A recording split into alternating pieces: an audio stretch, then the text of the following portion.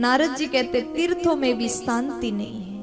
और उसके बाद मैं भगवान कृष्ण जी के पावन नगरी वृंदावन गया। वहां पर एक सुंदर नारी बैठ करके रो रही है और उस नारी के सेवा में बहुत सारी देवियां लगी हुई हैं। कोई हवा कर रहे हैं, चमर डोला रहे हैं, कोई पानी पिला रहे हैं, सब सेवा कर रहे हैं। लेकिन वो नारी रोती जा रही।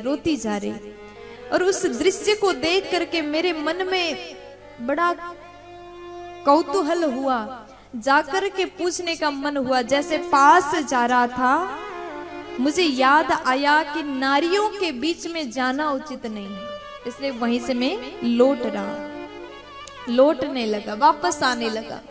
इतने में उस नारी ने आवाज लगाया। क्या कहा? भो भो साधु क्षणं तिष्ठा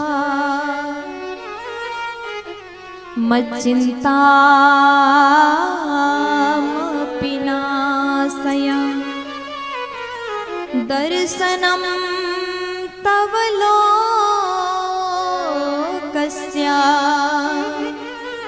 सर्वथा गहरं परम। भो भो साधु क्षणम तिष्ठा, एक पल के लिए रुक जाइए। मैंने सुना है साधु संतों का एक पल का भी अगर संग मिल जाए तो जीवन बदल जाता है। इसलिए प्रभु आप संत हैं, आपसे मेरी प्रार्थना है थोड़ी देर के लिए रुक जाइए।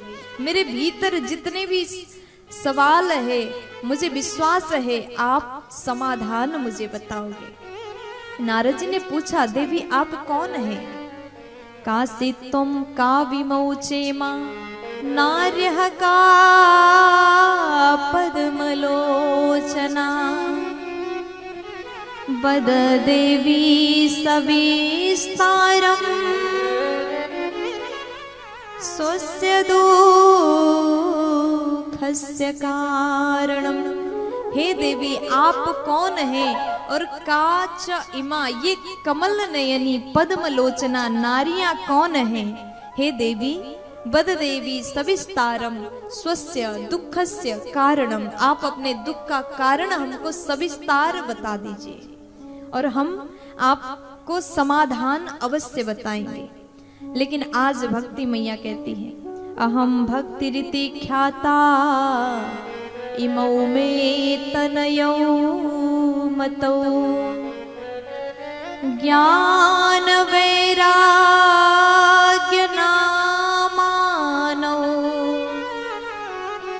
काल योगे नजर जरो। अहम भक्ति रीति ख्याता, मैया कहती है हमारा नाम भक्ति है, सब हमको भक्ति कह करके जानते हैं। और इमौ में तनयो मतो, ये दोनों मेरे पुत्र ज्ञान और वैराग्य है। लेकिन प्रभु दुख की बात ये है, दुनिया में देखा जाता है माँ वृद्ध होती है, बच्चे जवान होते हैं। लेकिन यहाँ देखिए ठीक विपरीत है, उल्टा है। मैं माँ हूँ जवान और मेरे बेटे वृद्ध हो गए। काल योगे न जर जरो, ये वृद्ध है, लेटे हुए हैं, मूर्छित अवस्था में है। इन दोनों का नाम है ज्ञान वैराग्य ना मानो। ज्ञान वैराग्य के मेरे दो बालक है, जैसे माता भक्ति ने कहा। फिर नारद जी पूछते आपका जन्म कहाँ हुआ? उत्पन्ना द्रविड़े साहम वृद्धिम कर्णाटके गता क्वचित क्वचिन महाराष्ट्रे गुर्जरे जीर्णतां गतः। महाराज मेरा जन्म दक्षिण भारत में हुआ। उत्पन्ना द्रविड़े साहम, और कर्नाटक में मैं बड़ी हुई, कभी कभी महाराष्ट्र में रही, और जैसे हम गुजरात गए वृद्ध हो गए। नारद जी ने सुन लिया, भक्ति मैया बोल रहे हम वृद्ध हो गए। फिर क्या हुआ? फिर हम जैसे वृंदावन धाम में आए पूर्ववत जवान हो गए। अब यहाँ देखिए धाम की महिमा, नाम रूप लीला धाम, ये चार चीज की बहुत बड़ी महिमा। और भगवान का धाम श्री धाम वृंदावन में जैसे भक्ति मैया आई, मैया कह रही हैं, वृंदावनम पुनः प्राप्य नवीने वसुरूपिणी जाता हम युवती सम्यक पृष्ठरूपा तु संप्रतम। आज देवी भक्ति कहते हैं, जैसे हम ब्रज धाम में वृंदावन आए, हम पूर्ववत सुंदरी हो गए। नारद जी कहते हैं, बोलिए वृंदावन धाम की जय हो। देखो वृंदावन जो धाम है ना, ये धाम की बड़ी महिमा, जहां पर भगवान श्री हरि कृष्ण रूप में आकर के लीला किया, जिस धरती पर हमारे ठाकुर जी खाली पैर चला करते थे, जिस धरती पर प्रभु ने महारास किया, जिस भूमि पर भगवान ने गौचारण किया, वृंदावन के गलियों में विचरण करते थे। इसलिए आज भी ब्रज धाम में भक्ति जवान है। आप कभी वृंदावन गए हो? गए कि नहीं? अच्छा हाथ उठा के बता दो। 1 2 3 4 10 12 14 18 लोग गए होंगे। प्यार से बोलो ना। बहुत से लोग वृंदावन गए हैं और बहुत से लोग नहीं गए। ब्रज धाम में अगर आपको मन हो तो बस से जाइएगा।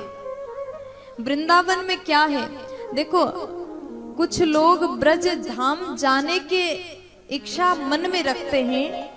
किस लिए जाते हैं? वहां जाएंगे, बांके बिहारी जी का दर्शन करेंगे, संतों का आशीर्वाद लेंगे, जमुना जी में स्नान करेंगे, फिर बरसाना जाएंगे, गिरिराज जी का परिक्रमा करेंगे, खूब भाव से जाते हैं।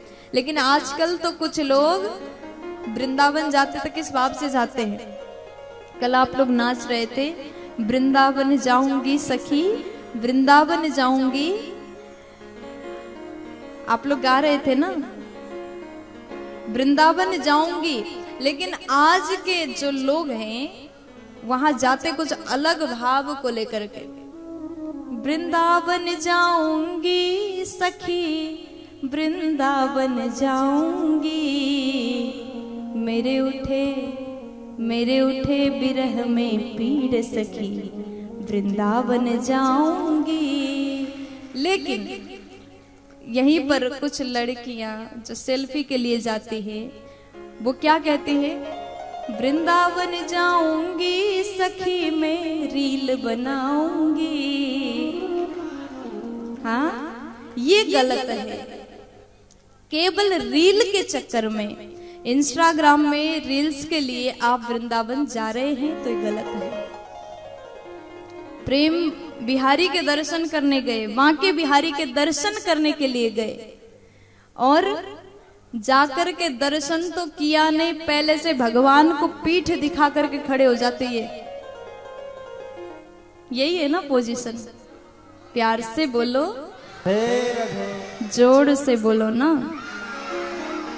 अगर आप केवल रील्स के लिए, केवल सेल्फी के लिए वृंदावन जा रहे हो तो बिल्कुल मत जाइए। अगर आपके अंदर भाव है भगवान से मिलने का, आप प्रभु प्रेम के लिए तड़प रहे हैं, प्रभु के दर्शन के लिए तड़प रहे हैं, आपके भीतर भक्ति है, भगवान से मिलना है तो जरूर जाइए। साधु संतों के पास जाकर के उनके शरण में बैठ करके, चरण में बैठ करके ज्ञान की बातें सुनने को मिलता है और हम हमारे भीतर के अज्ञानता को नाश करते हैं और भगवान के धाम में जाकर के उनका दर्शन करने से हमारा नयन धन्य हो जाता है, जीवन धन्य हो जाता है।